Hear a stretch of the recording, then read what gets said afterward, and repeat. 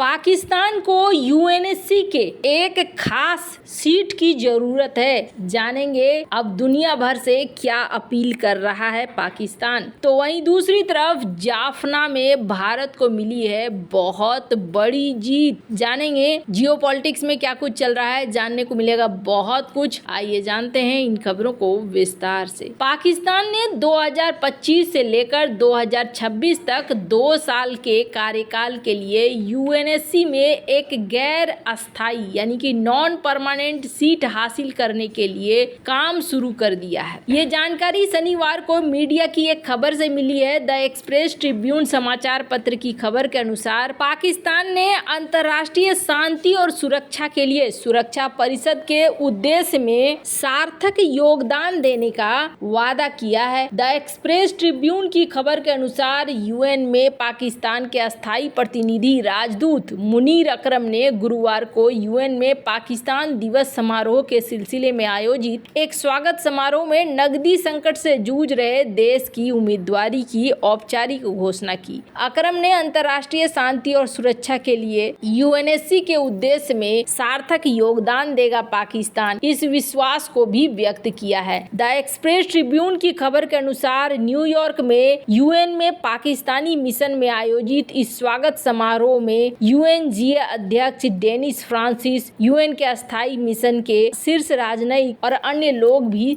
शामिल हुए थे। यूएनएससी में 5 अस्थायी और 15 अस्थायी सदस्य होते हैं। अस्थायी सदस्यों का चुनाव 2 सालों के लिए होता है। अस्थायी सदस्य देशों को चुनने का उद्देश्य सुरक्षा परिषद में क्षेत्रीय संतुलन कायम करना होता है। इसमें 5 सदस्य एशियाई या अफ्रीकी देशों से, 2 दक्षिणी अमेरिकी देशों से, 1 पूर्वी यूरोप और 2 पश्चिमी यूरोप अन्य क्षेत्रों से चुने जाते हैं। लेकिन सवाल अभी भी यही होता है कि आखिरकार जब तक बदलाव नहीं किया जाएगा तब तक इसके कोई भी फायदा नहीं होने वाला है। जहां एक तरफ ये सब कुछ चल रहा है तो वहीं दूसरी तरफ जाफना में ऐसा क्या हो रहा है जिसको लेकर कहा जा रहा है कि भारत को एक बहुत बड़ी जीत मिली। कई लोग ये सवाल करते हैं कि श्रीलंका में आखिरकार हम पैसे खर्च क्यों कर रहे हैं। स्क्रीन पर एक आर्टिकल देखिए। श्रीलंका को 15 करोड़ रुपए की आर्थिक मदद दे रहा है भारत, और ये जो मदद दे रहा है ये किस काम के लिए हो रहा है तो दरअसल श्रीलंका के बौद्ध शहर अनुराधापुरा में घर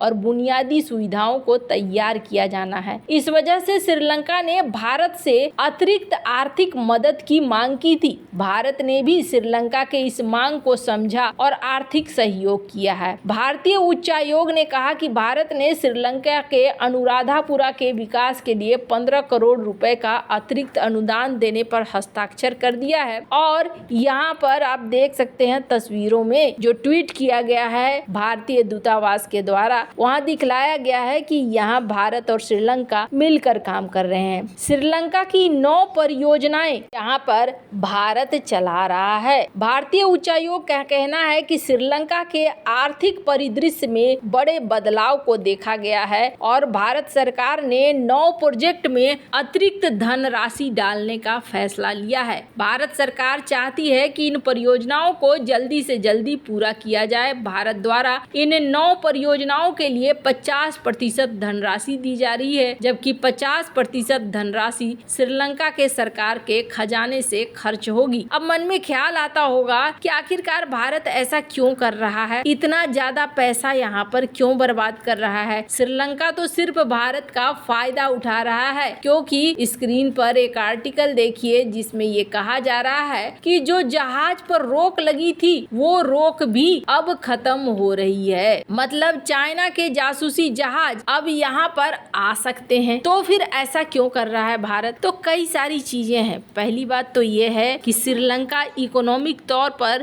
बुरी तरीके से फंसा है, और फंसे होने की वजह से अगर वो उसकी बात नहीं मानेगा चाइना की, तो फिर श्रीलंका के ऊपर अचानक से कर्जा को वापस करने के लिए दबाव बन सकता है। और जो बातें मैं कह रही हूँ वो हो सकता है कि अंदर खाने धमकी दे भी दी गई हो। तो ऐसे में श्रीलंका के लिए बहुत मुश्किल होने वाला है, ये तो तय है। यही वजह है कि यहाँ श्रीलंका भी कहीं न कहीं झुकता हुआ दिख रहा है। वैसे तो श्रीलंका ने यही कहा है कि ये अभी भी हम रिसर्च के लिए नहीं किसी को रुकने देंगे, सिर्फ यहाँ खड़े होने के लिए रुकने देंगे। पर एक बार अगर चाइना की शिप यहाँ पर खड़ी हो जाती है तो वो रिसर्च करने के लिए रुकी है या ईंधन भरवाने के लिए, ये पता कर पाना बहुत बड़ी बात है और ये उतना संभव भी नहीं है। अब स्क्रीन पर एक जगह देख रहे हैं आप, ये जगह है जाफना। जाफना तमिल बहुल इलाका है और जाफना को लेकर चाइना बहुत ही ज्यादा एग्रेसिव था। चाइना यहाँ पर अपने प्रोजेक्ट शुरू करना चाहता था। हमने हाल फिलहाल में आपको एक खबर दी थी, जिस खबर में हमने आपको बताया था कि चाइना को दिए गए प्रोजेक्ट को कैंसिल कर दिया श्रीलंका ने जाफना में, और यहाँ पर भारत को प्रोजेक्ट दे दिया। बिजली संयंत्रों का निर्माण करना था। श्रीलंका भारत को बैलेंस करने की कोशिश कर रहा है और अपने कर्जे से छुटकारा पाने की भी कोशिश कर रहा है, और इसमें भारत, पेरिस क्लब ये मदद भी कर रहे हैं। स्क्रीन पर आप देख सकते हैं इस आर्टिकल को। और सिर्फ इतना ही नहीं, स्क्रीन पर एक और आर्टिकल देखिए। माइक्रोसॉफ्ट अब यहाँ श्रीलंका के स्कूलों में एआई को ला रहा है। अमेरिका भी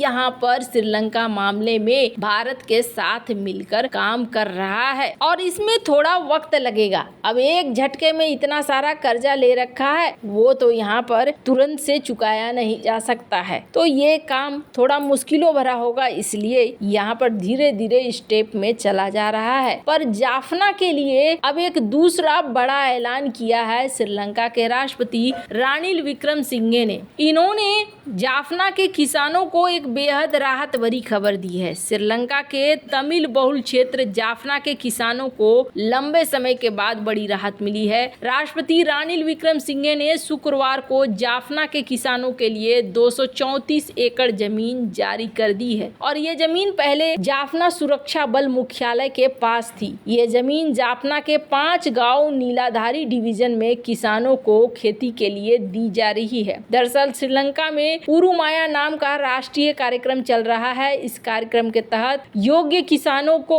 खेती के लिए मुफ्त में जमीन का मालिकाना हक दिया जा रहा है। मिली जानकारी के अनुसार करीब 20 लाख लोगों को मालिकाना हक वितरित किया जाएगा। पुरुमाया कार्यक्रम के तहत जाफना के ओडकापुलम में एक समारोह आयोजित किया गया। इस समारोह में 408 लोगों को प्रतीकात्मक रूप से मुफ्त में जमीन का मालिकाना हक दिया गया। जाफना अपने आप में बहुत महत्व रखता है। दरअसल यहाँ लिबरेशन टाइगर्स ऑफ तमिल इलम ने अपने अभियान चलाए थे। यहाँ 30 साल तक अलग तमिल राष्ट्र के लिए कई अभियान छेड़े गए। साल 2009 में श्रीलंकाई सेना ने एलटीटी के सर्वोच्च नेता वी प्रभाकरन को मार गिराया था, और जाफना में वैसे विकास का अभाव है। श्रीलंकाई नेताओं का अब कहना है कि सरकार यहाँ के विकास के लिए प्रतिबद्ध है। दूसरी चीज, जाफना और भारत को जोड़ने की बात हो रही है। जाफना से जो प्याज वगैरह है वो भी भारत तक पहुंच सके, इसके लिए भी काम हो रहा है। देख सकते हैं आप, बहुत सारी चीजें यहाँ से भारत को सप्लाई भी